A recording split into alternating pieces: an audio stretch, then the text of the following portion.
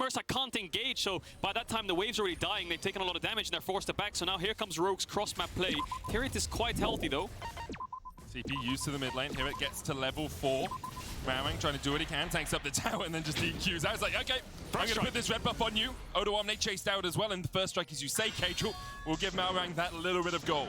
Jarvan walks the lane, slaps you in the face, refuses to elaborate, leaves. The castle gates will remain closed. And he gets some gold while he does it. We'll clear out his Krugs and expect him to base. Zlatan doing the same thing, staying over. Looks like he's going to go for his Raptor respawn instead of going for the base for now. Larssen, everyone basically basing right now and TPing back to lane. And what I will say for Larssen is, I was going to say, that was a great position for him, potentially not to have to use his TP, but he chooses to use it anyway. But the fact that VTO went for that roam meant that Larssen could push the wave underneath the tower, get a base off, and then come back to lane. The early laning phase is where this Kai'Sa is at its most risky. But VTO says, I don't care about the mid lane, I'm going to keep attacking these side lanes. But look at Trimby, he's here for the play. Malrang once again ready to cover. Both the supports up on this top side. VTO here with a level advantage, level 5. On the LeBlanc, Malrang waiting around the corner. Here it, Knockback's going to try and dash away, shielded up. The Guardian will keep him alive. VTO puts the chains down onto Malrang, and everyone will walk out. Both junglers went to their Krugs, but Zlatan decided to base, but Malrang backtracked to top. He saw the stacking wave, wanted to cover it. Trimby was on the way as well, and they knew VTO had a mid wave to play on, so they're just covering any kind of dive. Maybe they could have looked for a kill there if Malrang landed some kind of EQ flash combo, but now Misfits are on the offensive. Trimby spots them, Blast Cone there, they can knock him back, He flashes to it, but he hits the root. Across the wall will come Mersa. Doesn't have the most damage on Rakan. A little bit of a wet noodle slap there to Trimby's back. Forces him back under the tower. I think Zlatan kind of underestimated how long the knock-up would last because he queued as Trimby got away. So maybe if he queued a little bit earlier, he would have been able to follow through onto Trimby. We'll take away Raptors. Malrang knows this. Good sweeper from Mersa. Here it's just gone in. Here it has to flash away. Wow. Odo Omne has literally in his career never seen this much jungle support attention. They are covering for him so much. And I mean, it was something you talked at length about, Caedrel. Misfits have very strong side lanes that they're going to look to play around later on into the game. And one thing that they can leverage is the ability for this LeBlanc to roam around the map. And once again, we're seeing Rogue read that. They are doing everything in their power to mitigate Misfits' onslaught up towards topside. And they're doing the best to keep Odo Omne alive. Let's not forget, at the World Championship, it was Odo Omne that was falling short. He wasn't getting much support towards the top side of the map. He was getting solo killed towards top side, and it seems that Rogue as a team is evolving to be like, hey, we need to cover our top laner more often, and they're doing a great job in this early game. Yeah, Khans, Jax, Monka W, but yeah, I mean, it's Misfits on the offensive once again. Rogue just juggling, and the person paying the price here is Malrang. He's down in creeps, he's not been farming as much, he's down in XP, but the cost of that, the cost value is to make sure Odo Omne is at least stable in this top side matchup, which is so explosive and determines who gets side lane push later on. So he's giving himself up, losing his blue now, lost his wolves, lost his gromp. He's giving up so many camps to juggle these lanes. He might be in trouble though. Really nice sidestep there by Mersa. Malrang's going to have to flash away. Trimby's on his way as well. Larssen has the blast code to get in here if he wants. Already level 7. Malrang low. Zlatan tried to smite, but the hook's going to connect, and now the chase is on. Mersa locked up. Trimby will fall.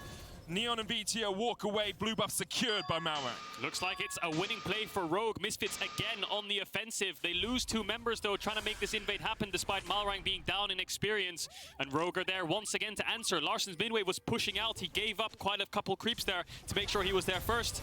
And VTO didn't end up getting a kill on the back half of that. But yeah, again, Rogue just juggling the map. So in this situation, Misfits have the push in bot. Xayah knows that she can rotate first, and Malrang honestly overcommits. Forced to use his flash to avoid the knockup, but then the rest of Rogue is there to offer support. No TPs available from either side of the top laner, but that doesn't matter because Rogue say, hey, we can just focus you one at a time. VTO knows that he's able to get a return pick, but he was very delayed in terms of his involvement, and Caedrel, you identified it. Larssen sacrificing that awkward wave state to be able to join with his team soon earlier gave Rogue the numbers advantage. Yeah, and Rogue didn't overcommit there. The second 2 people died, they didn't chase onto Neon to get his flash or force VTO out. There's a lot of feathers behind them. They knew they won the fight. They knew they got the blue. Let's back off. We don't really want to force anything. We just want to slow this game down, stop this Lee Sin LeBlanc from being able to make plays around the map, and get to the mid game even. And if ahead, then fantastic. I'm going to take a moment while we have a brief lull in the action, just to talk a little bit about this Kai'Sa mid, because we mentioned, you know, it has been played around the world, but what is it really that she's doing in the mid lane? We've seen AD carries move there before. Tristana, Lucian, they kind of kept the same build that they usually would in the bottom lane as I see a fight happening. And we see Kai'Sa getting a bit of damage with that long-range Void Seeker. So the power of Kai'Sa is when she gets 2 items. Hang on a second, Schlatten looking for There's Malrang. never a break in the action. What is this? 9 minutes in, it just keeps going. Hit it low. Hexagon Domain's going to keep him away from the damage from Odoamne. Malrang puts down the Cataclysm. Now Odoamne's locked in the pit with Schlatten, who'll get the counter. 2 to the Lee, and perhaps Misfits have found a way. It turns in Misfits' favor. This is the first time they win out in a 2v2 topside, and Schlatten gets 2 kills for himself. It's a little bit awkward at the start when the kick kind of buffered onto Malrang's EQ, but they got the job done nonetheless, and that's a big play for Misfits. It certainly is. The thing that hurts Odoamne in this exchange is his cooldowns. They focus Malrang initially, the good kick separates him, but a good ultimate from here, it actually mitigates a lot of damage. Larsen's just dead. He's 2 dead. chains, 1 more auto. He can't get it off. Vito gets a solo kill in mid. They win topside. They're winning mid. Misfits are alive. This is very much what Misfits needed to find in the early game. A huge play from Schlatten. Vito gets himself now 2 kills after finding a solo pick onto Larsen. And now we may finally see the Vito pop-off that we have been promised. They're going to get Dragon as well. Neon can force them out and just take this Drake. Trimby might die or lose his flash. Yeah, Mercer flashes for the chase. No way for Trimby to get out of that one. Rooted into the knockup from the Rakan. And Comp and Trimby a little bit over-eager to start up that Dragon. We're starting to see cracks in the armor for Rogue, and Misfits is more than happy to punish that. They punish in the mid lane, they punish in the bot lane, and Rogue are slowly starting to fall apart in this early game. So let's look at this solo kill again. Vito has vision of Larsen, gets level 8, sees him moving mid, so he knows exactly where he will be and where to hit the spells. I guess he kind of Q, W, lands the E as well. Second chain will probably follow up. And then he goes for the auto Q, and Larsen here is spamming his ult. He's got the stack, he just needs to get the shield, but he's rooted for too long, so he can't get the shield and live. And Larsen's, yeah, LeBlanc's balanced, guys. That's exactly what he just said. Chain CC'd. He was indeed chain CC'd, which is funny for 2 reasons. Now, Larsen... Got it. Good one, mate. God, casting with many is an experience. Okay, so what does that mean for the map state? Well, Misfits do find themselves with an ever so slight gold lead, and the Herald is up. Pings are coming down right now from Rogue, saying that they could be in the top side river, but Schlatten is on the bot side of the map. Right now, Misfits don't look like they're going to make a beeline towards it. A number of resets are coming out from Rogue, and with Neon and Mercer still showing on the bot side, this actually gives a window for Rogue to move towards that objective. You can already see Trimby and Malrang making a beeline towards it.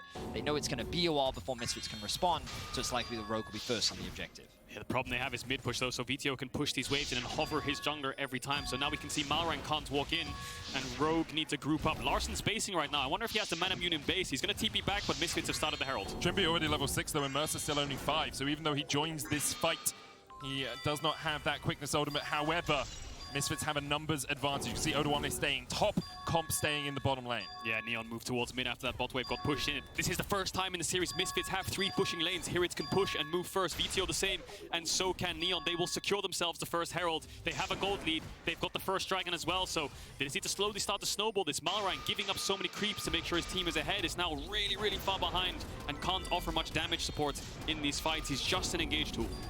Of course, Comp will be able to get himself 3 solo plates off the back of this, and Trimby will time his arrival perfectly. So, in terms of overall gold value, it should be even once Misfits drop that Herald down. The question is, how much of the map will they end up opening as... Ooh, a huge trade from Odoamne. Yeah, Odoamne already has Eclipse here. Hirit just sitting on the half-bound axe, going to get forced away under the tower. Odoamne decides against the accelerated shock blast. That might be a tower, though. Like, that was a very good trade. Here it does, of course, still have the teleport, so he could just invest that back, and Odoamne deciding not to overcommit. Maybe action in bot as well. Schlatten's here for the dive. No vision for Rogue. Comp kicked back. Straight into the waiting arms of Misfits. Trimby tries to flash away and will escape to live another day. And now Misfits can look for this bot side tower. Yeah, they have Herald as well. Here it's looking for Odo. Hexagon made him an option. He dodges away. What the? That's a lot of damage going out from the Precision Protocol. Q2 swipes away at Odoamne as the Rift Tower is put down in the bottom lane. That will charge in. Gold given over to Misfits, and a 2,500 gold lead for them now. Misfits have woken up. They're finally alive in this series. They're winning every single lane. They're getting solo kills, 2v2 kills. Heralds onto towers. Plates are going in their favor, and Rogue are slowly starting to fall behind. They have a good poke comp. They have decent wave clear, but Misfits are in the driver's seat. And it's crazy how very quickly the momentum shifted the moment that Misfits won that 2v2 in top lane. Because, oh, hang on, here comes the Hex Flash. Trimby looking for VTO, does still have the ability to dash away from this. Chains coming out, Schlatten on the chase as well. Dredgeline will get Trimby to safety. But what I was saying was that the momentum shift was so apparent. The moment that Zlatan and Hirit actually won that 2 versus 2, Vito then gets a solo kill, they get a kill around the Drake, and then they're just being proactive everywhere on the map, while Malrang is not actually successfully shutting down these plays. Misfits is being allowed to be proactive and making it work. Hirit just got a full tower. Yep. There was at least, I think, 4 or 5 plates on that thing, and he just got the entire tower in one sitting. He's level 11, Odoame is level 9. Maybe he levels up after catching this wave. Look at the gold difference, 1,000 in the favor of Hirit after that kill. And he TP'd in, I believe, to the wave, or to the tower, sorry, and had finished Triforce as he engaged, and Odoame had no flash, so Odo had no chance whatsoever. So Misfits, mid-push, they have a winning side lane, they have a good 1-3-1. Kaisa can't really catch these side lanes offensively, so yeah, Misfits just dominate the whole map right now. Certainly are, and it was better late than never, as they often say. Of course, they can still turn this series around. It is a best of 5. Well, they are looking themselves 2-0 down. Hook goes wide. Oh, good knockup. Yeah, Zlatan going in here as well, but the chase is on. Kick away. Depth charge going to come out as well, and Larsen's putting the damage down. Trimby low. Mercer will be able to get away, but the Cataclysm locks him up, and that's 2 quick kills over the Rogue. Yeah, look at the side lanes right now. Misfits trying to push out bot and top. Why are they looking for a play mid? Rogue are giving up both of those side pushes to find something mid, and they just handed it to them on a silver platter. I mean, 2 kills to Rogue. Now they can catch these side waves very, very safely, and they can defend their mid tower. So yes, Misfits still have the push, but small mistake there on the side of the jungle support. Misfits need to not get overconfident in the position that they find themselves. Getting that first win on the board is massive for the momentum. And their execution is much cleaner than what we've seen from them so far this series. Hirit with his control over the side lane. We need to see that return from Misfits to attack those side lanes. Yeah, Trimby's hooking in here because he sees both side laners. Odoame is giving up top push to make sure this happens, and Misfits, yeah, Mercer just re-engaging there, a bit of a blunder. End up giving away 2 kills. Malrang, good decisiveness here, just flash engage. He knows something has to happen. There's the Kaisa follow-up, and they stabilize the map. They're going to lose their mid tower, regardless though. Misfits still find themselves in the driver's seat. And they will secure the second dragon of the game. We now kind of look at Rogue being on the back foot. How do they turn this around? Well, of course, they do still have some strong scaling elements on their side. The question is, how do they answer a lot of this side lane threat? One way is to try and attack it. Larsen almost dead there. The Q2 coming out from that precision protocol. Camille, of course, does true damage and does a lot of it. True damage, smile. And this is the lane that Misfits are putting resource, Rogue are putting resource in. They put 3 people there to try and stop Hirit from being able to catch the wave, to try to look for a tier 1. Misfits are actually playing bot side. Odo can't even walk up and clear the wave. They're going to lose a tower, so winning out on both sides of the map here. Misfits are snowballing beautifully right now. Their vision control is excellent. They have full control around the bot side of the map. They're allowing Hirits to just play top alone because there's no one on the side of Rogue that can stop him right now. And they're keeping mid pushed as well. So 3 pushing lanes, full control over Rogue's jungle. This snowball is looking clean so far. Yeah, and they're capitalizing on the waiting game that Rogue is doing. They're waiting for Kaisa to finish her second item. She needs Ludens, needs to get a W upgrade, but Larsen has ult to follow up on this engage. Mercer is nearby. Larsen jumping in. As you say, Hirit could be locked up here. Cataclysm available for Malrang, and he will lock Hirit in there, but the Guardian, the shield, and everything else for Hirit keeps him alive. Beautiful timing from Hirit on the ultimate to deny Malrang's ultimate damage. Managed to live in the end, and Mercer saves him. Just great stuff from Misfits. It's a complete flip from what we've been seeing. We did not see VTO unlocked on the map so far this series. We did not see ganks working out. Every single early skirmish that we've seen so far has been falling short, and Rogue have been systematically shutting Misfits down. But this game, we finally see Misfits online, and they find themselves another pick. Playing so well around vision control as well. VTO now 3-0. Zlatan looking for the kick. Odoame back into the team. And it's a totally different look for Misfits than for Zlatan. Disappointing in the first 2 games, you have to say here. Once again, finding pick after pick after pick. This is what Misfits look like when they have playmakers. When VTO has a playmaker and he can do things around the map, he's able to make picks on vision, he's able to team up with Zlatan. Misfits playing through mid here has unlocked everything. And huge props to Zlatan. I said last game that I think that there was a big jungle diff so far this series. It felt like the Malrang had kind of downloaded Zlatan's playbook and was using it against him. But this time round, Zlatan was able to win out on the 2v2, was able to make a lot of his early ganks work, and has now really unlocked his side lanes to dominate the map. This is the power of LeBlanc when you have no vision and nothing can really stop her barring the Nautilus ultimate. VTO got a solo kill. Hirit got a solo kill. They just need to end the game cleanly here because Rogue, I don't really think they have a chance back into this game. They have good scaling when, I mean, Kai'Sa gets items, Jace gets items, poke them down slowly, but if Misfits play over vision with this Rakan, LeBlanc, Lee Sin, they should be able to set up picks or at least chunk someone out before they walk up to the objective. There's just so many different ways for Misfits to make picks, and because they've stacked those dragons as well, they have that soul as a timer. Is only Cloud, but does still give them another win condition. I will say I've been thinking about this a little bit, and I think I've worked out why Misfits look so much better this game than they have the other games. You know, in the regular season, they'd come back from huge gold deficits, right? That works in a best of 1.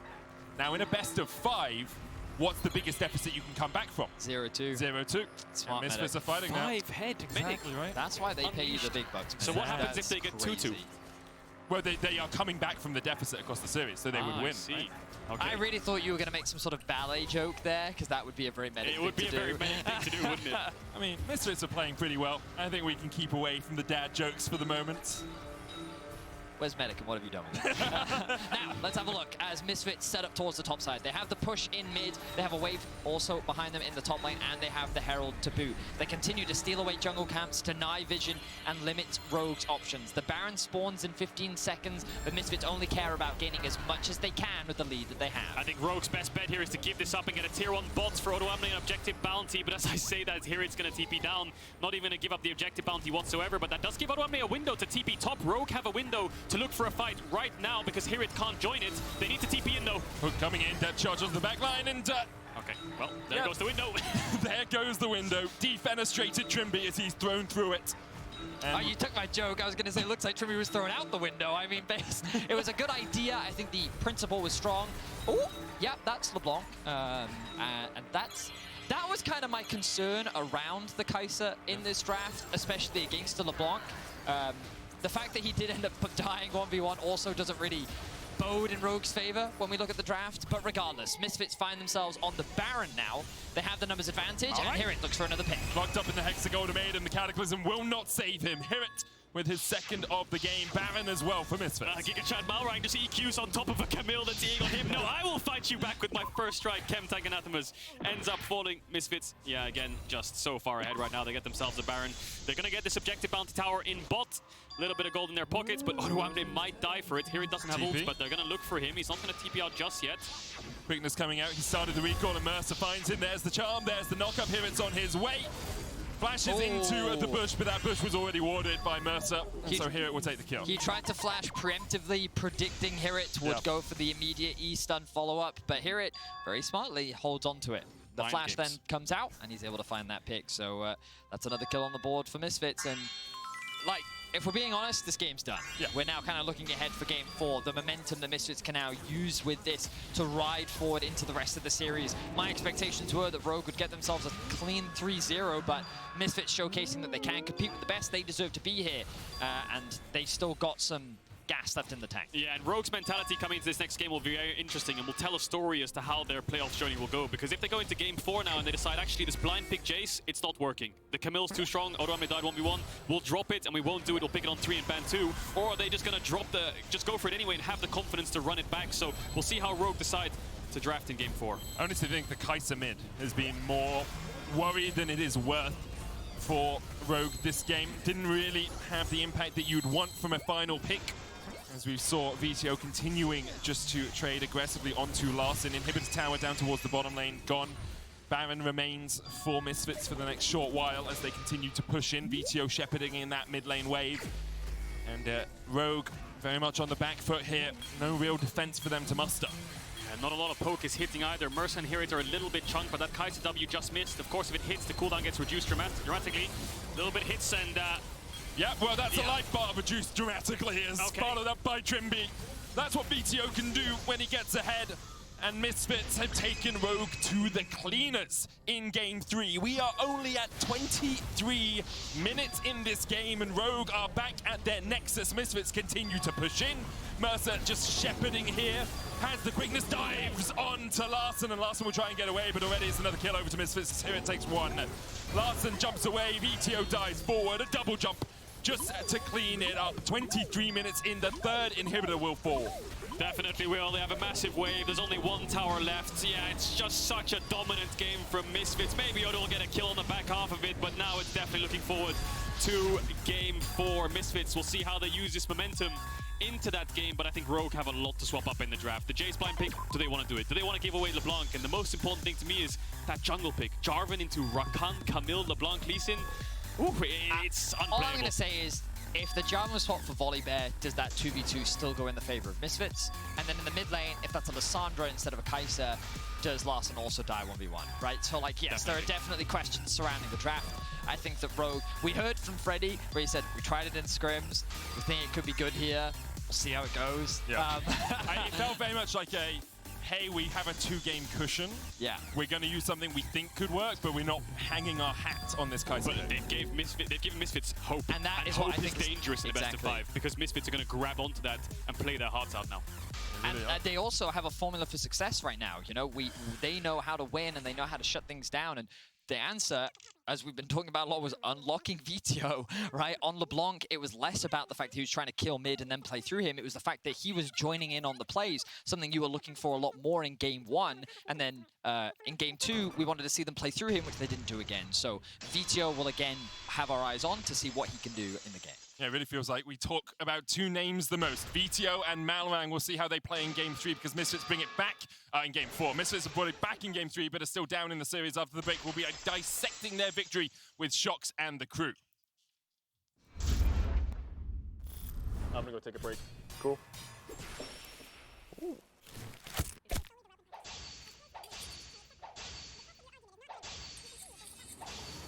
Even the biggest champ needs a break.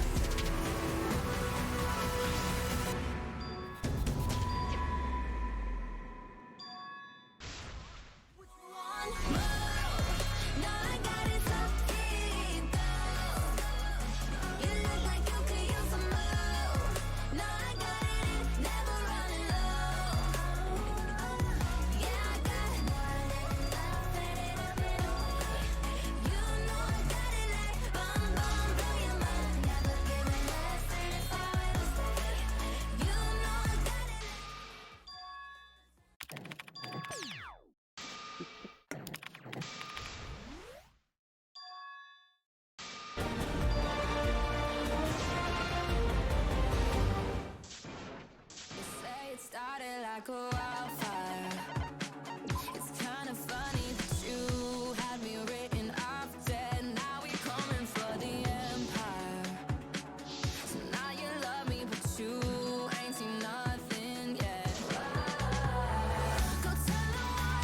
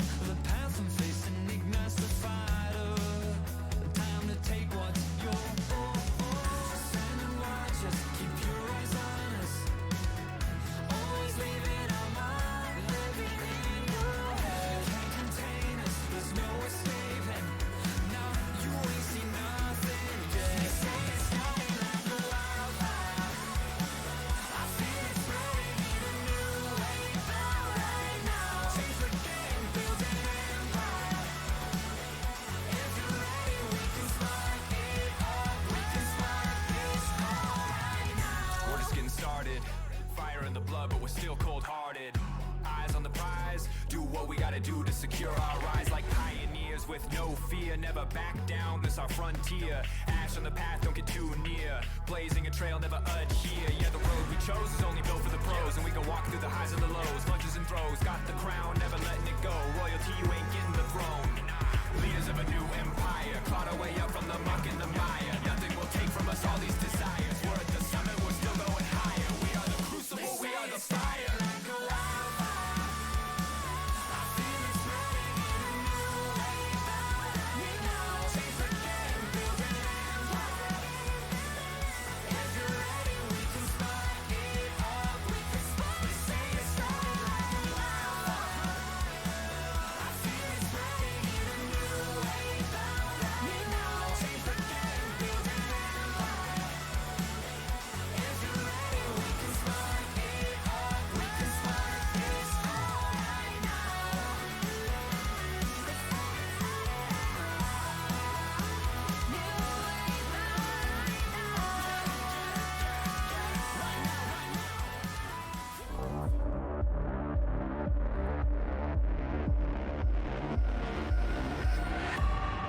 Misfits take a game from the jaws of defeat. Misfits with the comeback of the flipping century. Rogue will be your #1 team in the regular season.